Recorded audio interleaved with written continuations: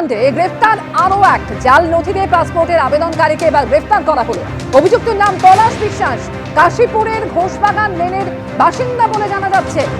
তবে ঠিকানার কোনো অস্তিত্ব নেই বলেও দাবি পুলিশের। অভিযুক্ত বাংলাদেশের নাগরিক বলে পুলিশ অনুমান করছে। পাসপোর্ট কাণ্ডে এবার গ্রেফতার করা হলো আরো একজনকে। এ সম্পর্কে বিস্তারিত জানবো, পার্থপ্রতিম ঘোষ রয়েছেন টেলিফোন লাইনে। পার্থপ্রতিম, যাকে গ্রেফতার করা হয়েছে পলাশ বিশ্বাস, কি জানা যাচ্ছে তার সম্পর্কে, কি অভিযোগ তার বিরুদ্ধে?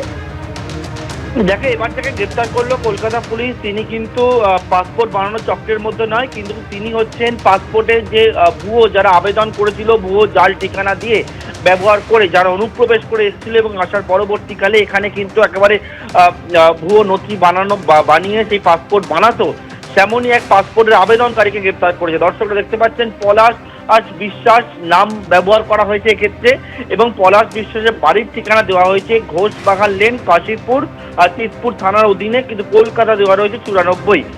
তদন্তকারীরা মোট দেখো যে একটা তালিকা তৈরি করে কতজন এইরকম ভাবে পাসপোর্ট বানিয়েছেন বা আবেদন জানিয়েছেন, এবং সেই ক্ষেত্রে কিন্তু দেখা যায় যে এরকম প্রায় 73 জনের নাম উঠে আসে যারা কিন্তু পাসপোর্টে যে বানানোর জন্য যে আবেদন জানিয়েছেন সেই ঠিকানার কোনো অস্তিত্ব নেই।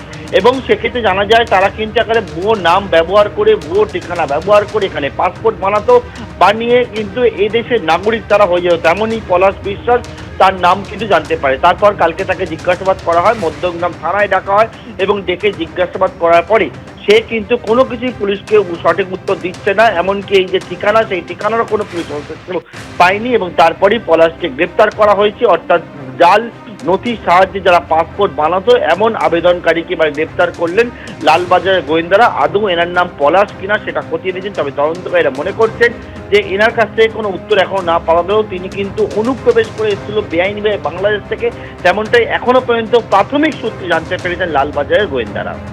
ধন্যবাদ পার্থপ্রতিম।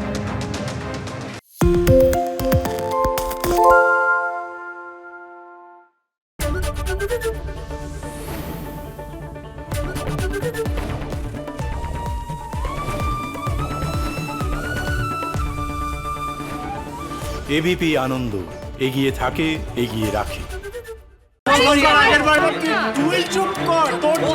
বাংলা ঝামেলা চায় না, বাংলা খবর চায়।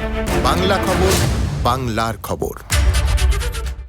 সত্য অন্তহীন, সত্যের খোঁজও তাই, সত্য সন্ধানে তাই আমরা অক্লান্ত, অকুতভয়। এবিপি আনন্দ নতুন ভাবনার প্রতীক, যা মনে মুক্ত, তথ্যে যুক্ত এবং যাবতীয় সীমানার বাঁধন থেকে মুক্ত।